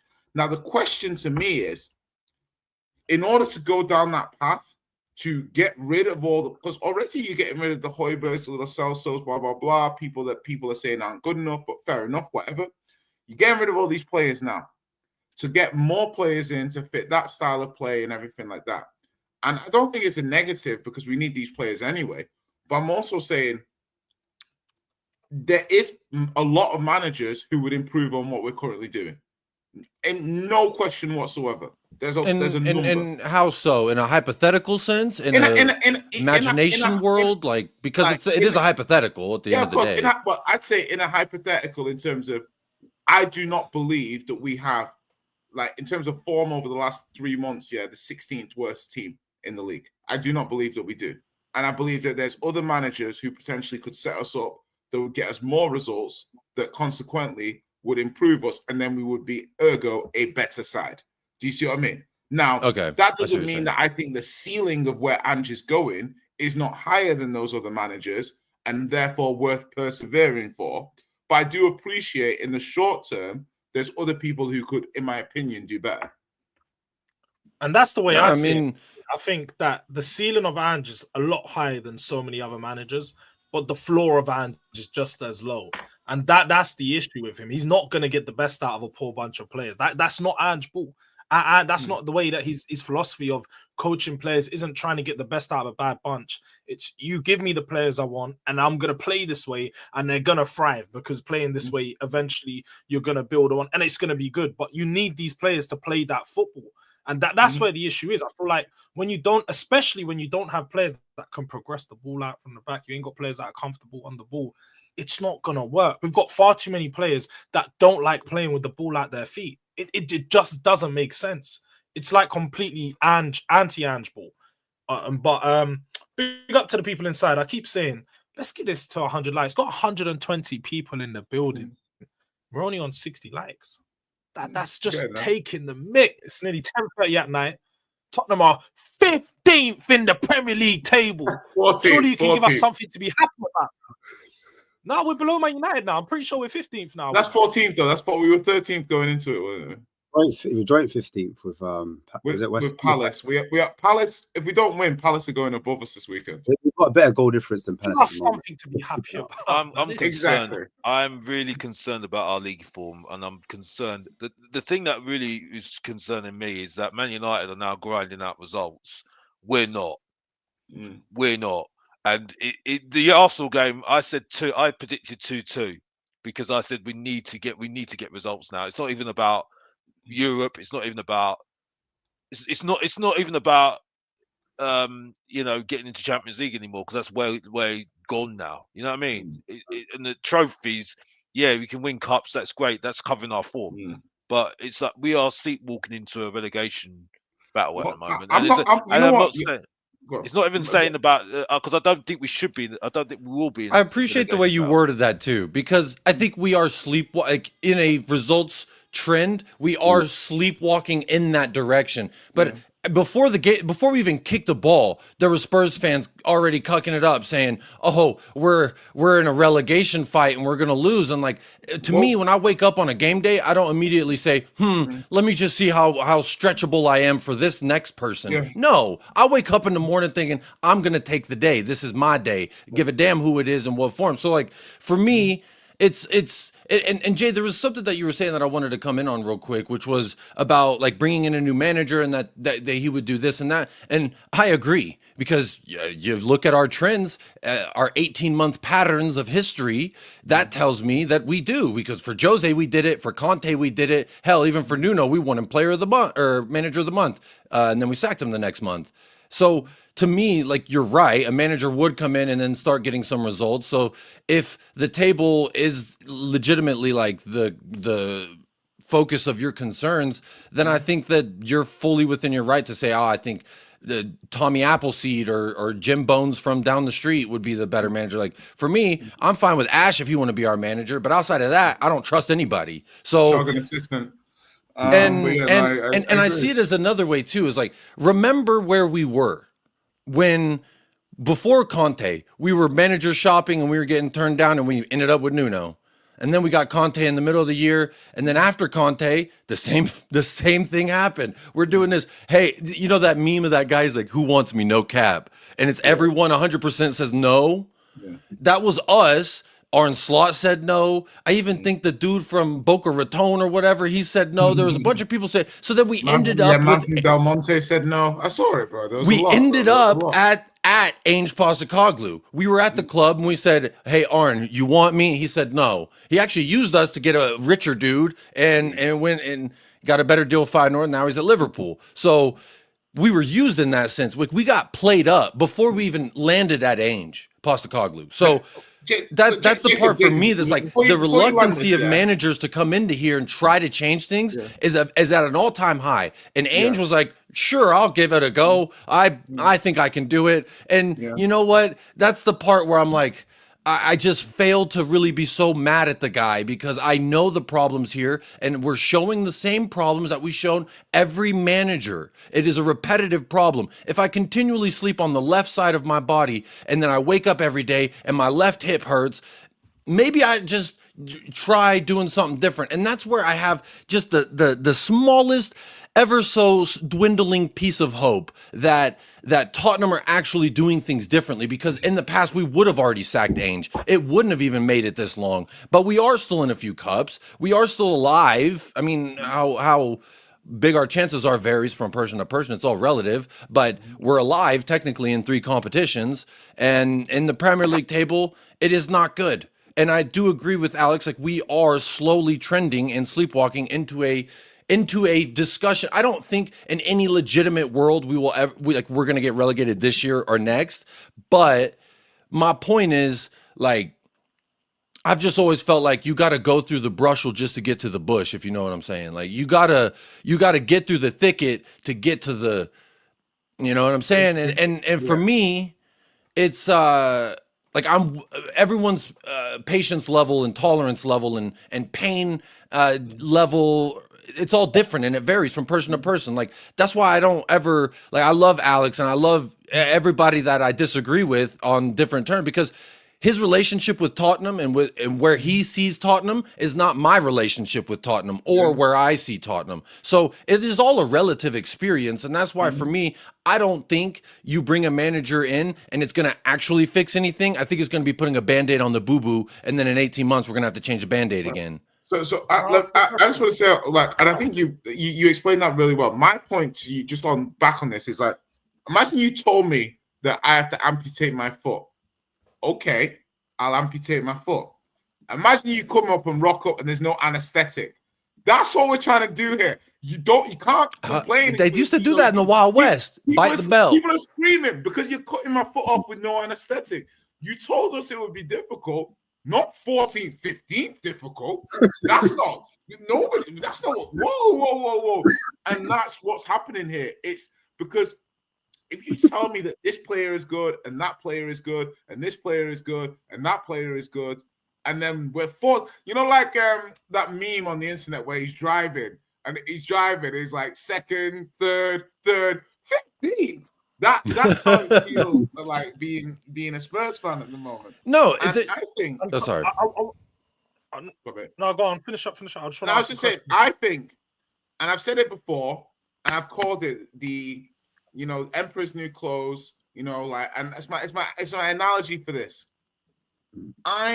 I'm like, okay, when you're a manager and you're a tactical and you're doing this and you're doing that, and then you can sometimes be like, right, the Emperor's New Clothes where the guy was naked and everyone's like, oh my God, look at your amazing new clothes. Sometimes you can just say, this guy is naked. Do you know what I mean? I don't need to look for hidden meanings and hidden tactics and look for the thing that I'm a logical guy. That's the thing. I like to think I'm a very logical guy. I'm looking at these results and I'm saying, if at your best with all your players, you lose. If at your lowest, you lose. We drew with Wolves at home. They're below us. We lost to Ipswich at home. Please understand. I'm not thinking we're in a relegation fight, but for the people who also think, oh, we're not in a we lost to Ipswich at home. We drew with Wolves. We've only beaten Southampton. West Ham have got more points than us in the calendar year, and they've sacked their manager twice. Like their goal differential. The logistics of what I'm explaining, it's stretching my patience and my incredulity. The facts are against him. And I do want to piggyback on that. West Ham with a negative 14 goal differential and they're 2 points above us. That is fucking embarrassing. That is shocking. And yes, they've sacked their manager. We just got jumped by a team that also sacked their manager. We're hanging out with all the clubs that literally sacked their manager. So I get it why people are like, sack the manager, because that's the neighborhood we're in. That's the lifestyle we're living. I want to ask to everyone here, because I suppose it's a fair point, and where we're looking at right now, where we're looking at how the season may end, is that it could potentially be one of the worst seasons we've had in 25 years of this century so far. So, I mean, for you guys, is this the worst manager you've seen in the last 25 years? It's a fair question, because I mean, some of you, my first manager was Martin Yole, the first one I remember. Glenn Hoddle was just before my time, so I didn't see the terrible George Graham, Glenn Hoddle Spurs, but some of you may have. So is this the worst based on the worst Spurs team you've seen? I'm not being funny. George Graham had a worse team than this. Yeah, right. Those like before. Who was the manager before Jerry Francis? Yeah, I think it was. I forgot. I'm talking like when Gary Doherty was playing. That's the worst Spurs team. That's the worst Spurs team I can remember. This team isn't as. This team has much better players. The one with Matt Doherty wasn't too much greater either, though. Winks, Tanganga, Sessegnon, Brian Hill. Mate, we've had some awful 11s. They're memes at this point. Do you know? So like Ryan Sessegnon compared to Gary Doherty is genuinely peak Ryan Giggs. Like honestly, like, do you know what I mean? So no, I think it's all relative. Ainge has us one match away from a final. The first final since Jose. I can remember, because it feels the performance levels feel better than Juan de Ramos, but the results are worse. Yes. It's similar, bruv. It's similar. Yeah, you know what? Football is so objective, and it's down to your perspective. So for some fans, like, they don't care if we stink it out and we win. Do you see what I'm saying? Whereas some other fans, if you go out swinging, so supposing we lost against Arsenal, but we battered them up, you know what I mean? We hit the crossbar, we tested their keeper, we roughed them up, we left a couple scratch marks on their face. You know what I'm saying? Some fans will get behind that. Do you know what I'm saying? I'm not saying Ange Ball is that, but the idea of Ange Ball, I think that's where people romanticize over. And also the start, because we were 8th. Let's face it, we weren't even 8th. We finished 8th, but at one point we were 11th. under Stellini and Mason. Do you know what I'm saying? And that's why a lot of fans say they don't want to go back to Mason ball because they're afraid of that type of ball. So to throw this question out, is this the worst manager we've ever seen? No, of course not, because we saw the Mason Stellini ball. A lot, majority of fans don't want that, but some other fans might say, you know what, Mason's better because if you look at the form, if you look at results. Hold on. What did Mason do so wrong in his spell when he had it last season, when he had it over Stellini? So because remember, it wasn't Mason that took us to Newcastle and got slapped. That was Stellini. Yeah, that was Stellini. But I think Mason had 2 stints. He had one when he took over Mourinho. Mason. Did we go to Leicester last game of the season and slap him? Do you not remember his first? He managed the cup final, and who was it that he benched? Who was actually in form? Was it Bale? No, wait, hold on. Pause for Harry Winks. No, wait. Ryan Mason. Are you then saying you would rather have Mason ball than Ange ball? Is that what we're saying then? Because obviously you're putting it into some type of a guard. Like, I'd rather get a blender and do violent things to every appendage on my body than see Ryan Mason again. I'm saying I'm not willing to lose. I'm not willing to lose in like if the option was like I'll give Ange I'll give Ange as long as I can give him, but I don't think Mason's an absolute scrub. Like, do you know what I mean? As in, I think he can set a team up and he can get the players to run and like as in he's like I'm not saying what that is that? But get him to run around. No, he can make a bird cluck and a chicken. No, because Jacob, you see, what I'm saying is Ange's future is directly linked with us winning a trophy. To me, directly. One game away from a final.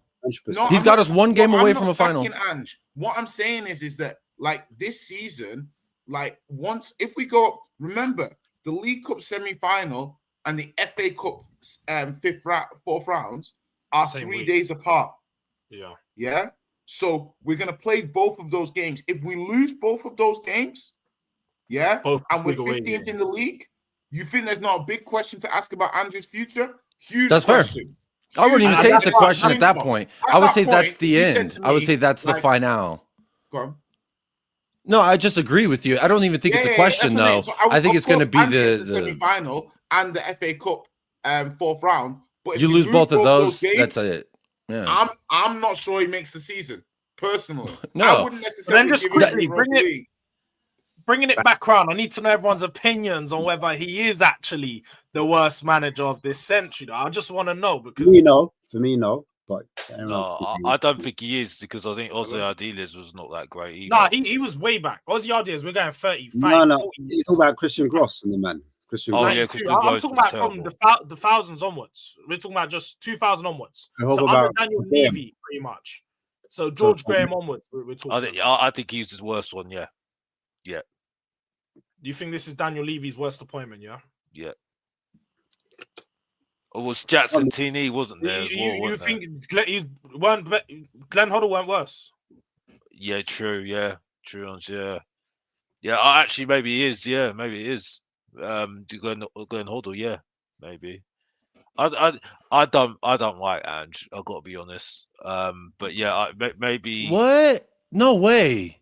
I didn't realize that after 6 months he was here, you made a video saying you didn't like him because everyone else liked him. But now you're saying you don't like him? Wow. No. He's talking about like managers from 2000 and stuff. Is he the worst manager since then? So I'm just thinking about it because I don't like him. I said I'd never liked him, didn't I? So yeah. You're always consistent, and that's why I rate you. Even though I don't agree with the things you say, I rate you as a person, and because you hold your opinion, you say this is my opinion, you stand on it. Because at the end of the day, like you would never. There's some people who would never go on camera and like placate to what they think people want to hear. I'm just gonna say what I think and run with it because that's all I know. So I respect that out of you. That's Jacob. No, even though Ange is statistically the worst manager. That's what I saw the stats. Is that what prompted the question? Yeah, because I've seen that the statistics points per game, he's the lowest points per game at the moment. And he's worse than Christian Gross. Like you guys said, I don't know well, the larger of a sample size, the more you have numbers to go by. I would also argue that some of these managers, if they had the chance to hang around longer, maybe could hit those same heights or the lows that Ange is hitting. in respects. Because So I don't, for me, this isn't the worst. Like, this is a very, very rough period, but I still feel as though, like, I always said this at the beginning, and I know people aren't going to believe it, but the YouTube channel's still there. The videos are still there. I didn't delete any. And I always said, I see the next guy when we actually start the beginning of trying to do one thing and stick with it. That Ainge was always going to be that transitional manager to take us from laying down in the mud and rolling over back and forth. That's what we've been doing. He's going to take us and help us stand up. We're not going to run a race. We're not going to run a marathon. We can't even go to the store. He's not teaching us to walk. He's not teaching us to run. He's just trying to help us get up. And I've always maintained that. And that's why I don't hold it that much against him, because again, we were at the bottom of the barrel when we chose Ainge Postecoglou. And then everyone's like, he didn't come in and make us Real Madrid? Of course not. He wasn't even our first fucking choice. But Jacob, on the flip can side, you answer the question? That's what I'm saying. No, he's not the worst. No. I get what you're saying, because look, we both defend Ange, but ultimately, the stats are the stats. We know stats can be manipulated. But it's not even. It's not even defending Ainge. It's defending the notion of it, the pure idea of what he is standing for. That's what I defend. It's not him. It could be Johnny Schmozbix, and it doesn't matter. I will still, because the notion of a guy coming in here who A, actually wants to be here, B, actually wants to change things, C, isn't just looking for a paycheck, and D, isn't here off of like, oh, I'm gonna braggadociously because of my ego. Like, this guy came here, wants to change things, and he's genuinely trying. Now, if he succeeds or fails is irrespective of the point of that I'm trying to make. The notion that there's a guy that is trying to fix it. Again, I'm just thankful I went home at the end of the club, so we didn't go 70-some days without a manager like we've had before, because remember, it was hard to appoint a manager before we appointed Nuno. We went a record amount of days without a manager. Yeah, I think he's the worst manager. He's the worst manager. I just want to go really quickly here, because the thing is like, I could be made the CEO of Coca-Cola. I could really want to be there, but am I competent enough to do the job that is bestowed on me? It's not. And I was the biggest. What, make high fructose corn syrup? That's cheap. No, I was cheap sugar. I was a bigger Ange person than anybody, because I knew exactly what you're saying. The transition the club needed to make from where it was to where it is now, in terms of that style of play. I don't mean league position before people start killing me. I knew we needed someone like Ange. So I was the most vocal that Ange should be our manager last season, out of everybody I know. This season, I'd already seen things last season, and I said, I'm going to be more critical this season because it's the second season, and we need to see progression and growth. And I've seen a number of things that didn't make me happy, as well as a lot of mitigation. So now people are asking me I'm a logical person. I can't blindly have faith in Ange when I know there's serious flaws in his game state and game style for me to say, okay, I'm just going to give him this time. It's a case of saying that. I think there's a serious caveat to it all, because, and I know, like, as fans, you want to give your manager more time, more patience. Some cost fallacy, bro. Some cost. Just because you've spent X amount of time in something doesn't mean you need to continue to give it time just because you spent an amount of time on it in the first place. The sunk cost fallacy. So what I'm saying is, I think, it's like the haunted house that continually has people moving in and out of it. We're like, hey, come move in. We'll pay rent for you. We have to discuss the counter. I'm sorry, George. I know you want to finish up.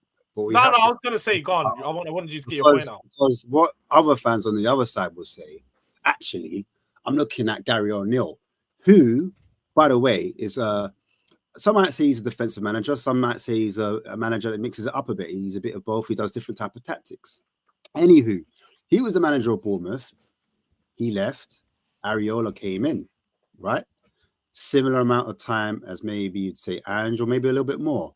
But he has a similar amount of injuries in his squad than what Ange has. Plays a similar style of play, but has his team higher up the pitch with, some might argue, a smaller budget. Do you know what I'm saying? So their logic is, if he's had less time and he's had less of a budget, and he's coming from a culture where he's had to change it.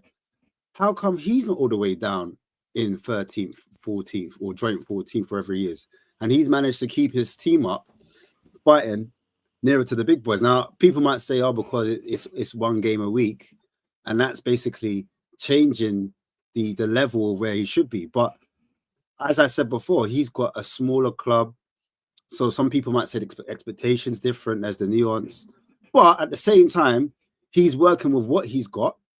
Yeah, he's got no strikers at the moment, but he's still managing to get his team up that table where it should be. So I do agree. I mean, I think the manager is doing a fantastic job, but in essence, I think it's kind of comparing apples to oranges. It's like, well, they're generally the same size, right? This one is round and fits in this hand. This one's round and fits in this hand. But like when you open it up, I feel like it is a lot different. There's a lot of different levels to how they're different in every situation, in respects of like what you mentioned. It's different expectations, different like. Look at Eddie Howe when he was playing Champions League. Newcastle struggled in the league when they had more games to play. It's just a fact of the matter. The Premier League this year is so weird. The team that has won it 4 times in a row is struggling in 6th. Nottingham Forest looks like they're going to get something in top 4.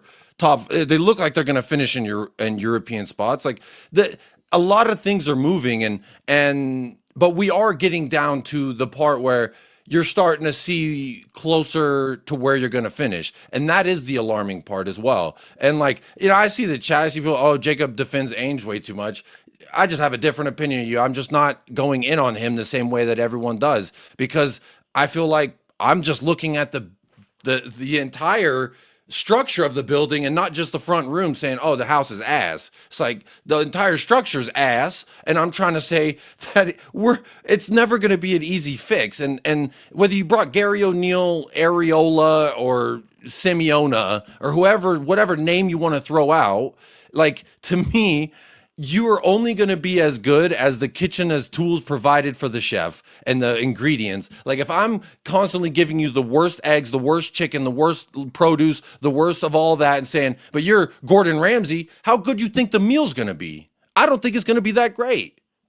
So again, I always blame, because shit rolls downhill. So I go to the top of the hill. That's why I start blaming things. Before I say, oh yeah, Ainge, you're covered in shit. It's all your fault, buddy. Oh, it's all your fault. These injuries. Yeah, Romero getting hit, and now he has a new contact injury. That's your fault. Romero Vicario getting hit, and now he has a new, yeah, that's Ainge's fault too. I mean, hell, why not just blame the bills, the price hike on gas, groceries too damn high? Shit, it's Ainge's fault. He's fat. He ate all the groceries. Whatever silly childish thing I can use to beat him up with. And that's where I don't go. I differentiate from that. And I say, like, I actually sympathize with the guy. He's trying to do an impossible job. He was always like a lamb off to the slaughter.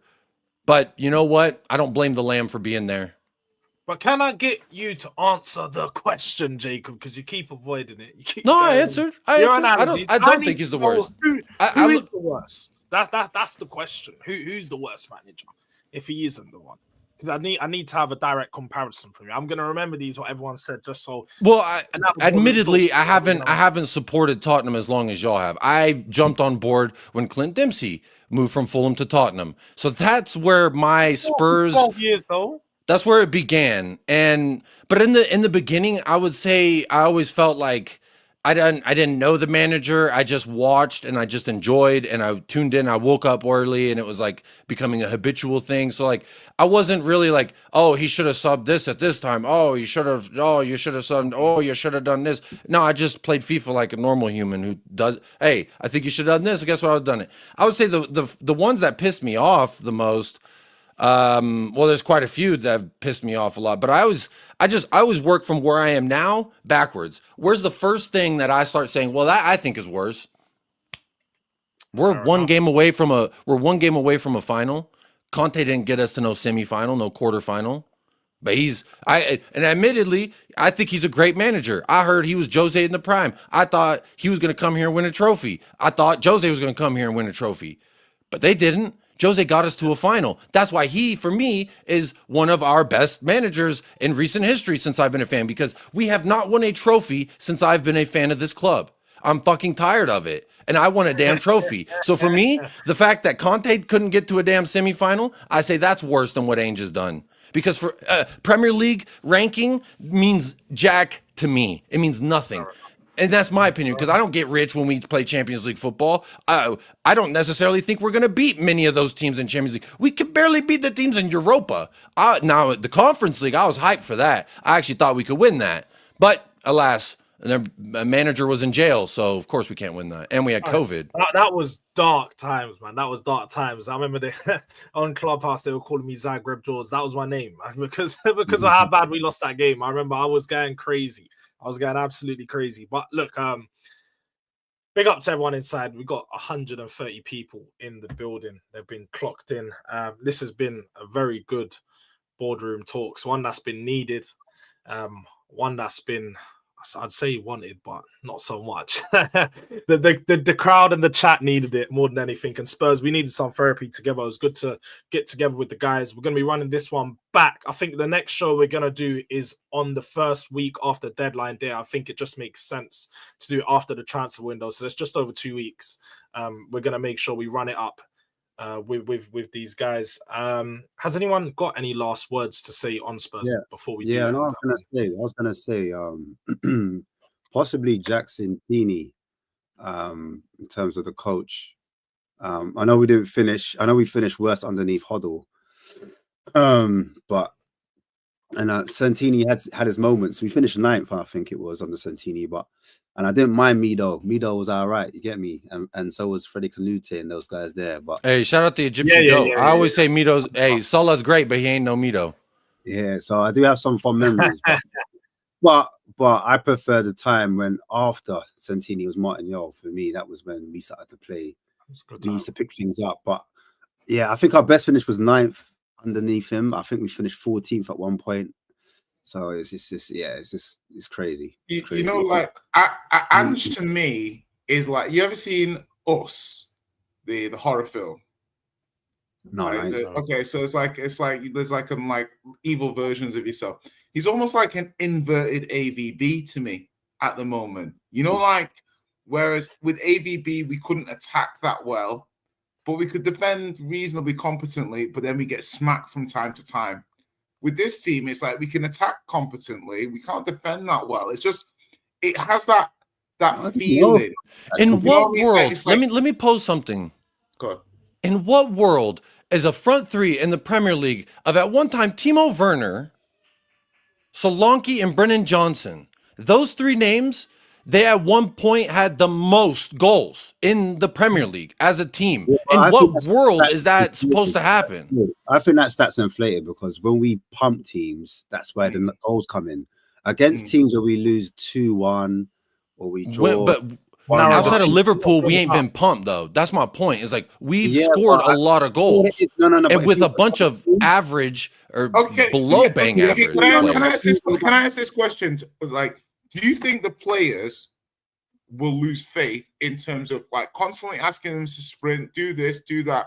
And does that tie into those marginal defeats where the concentration and focus level requires you to be all in? But when you are constantly losing or dropping points, do the players start to lose faith? I think the losing and dropping points absolutely will play with that aspect. 100%. I think you've seen that with Maddison, to be honest with you.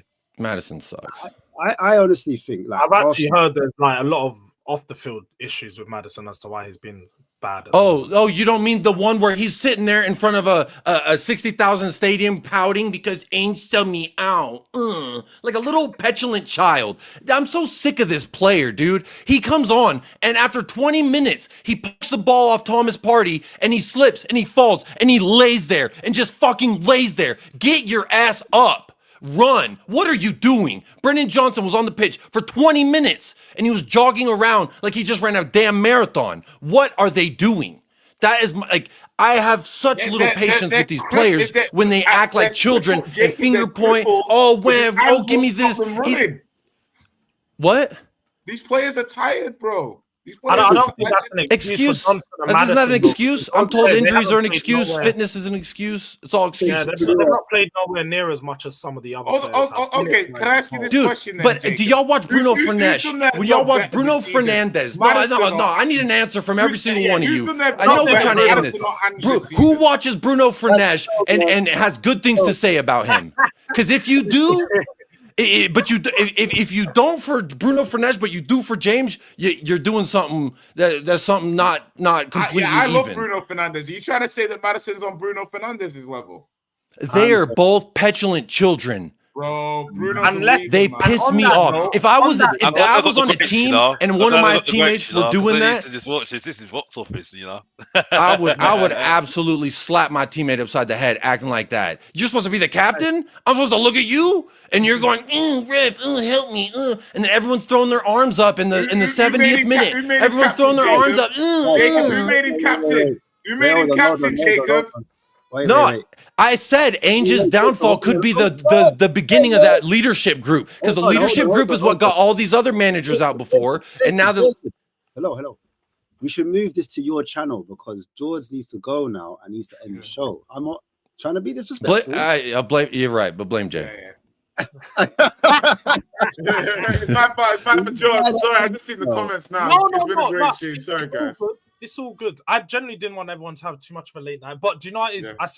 It's Spurs, man. This is what Spurs have got us doing. It's a late night. We're about to finish, and then we remember one more thing they make us mad about. James Maddison, Brennan Johnson. No, honestly, big up to everyone. Big up to all you guys for being inside. Make sure you people, their channels are in the descriptions. Ashmatic, Spurs Kings TV, Jacob, United Spurs of America, Alex, Mr. Box Office TV, and JayRatedR on Twitter. All of that stuff, all of the good stuff is in the description of the channel. As I said, we will be back just after deadline day. It'll be around the 2nd, I think, of February. Same panel, same chat, same time, 9 p.m. You already know what to do. And I think we're just a few likes away from 100. So make sure you smash that like button. We're on the road to 1K. I think we've got about 68, 64, whatever it is. We're not too far away. So make sure you subscribe to the channel, man. Let's get this up to 1K. Big up for everyone inside. Big up to you guys each and every time. Big up to the panel. And yeah, man. Durag Diaries, Boardroom Tooks. It's been another episode.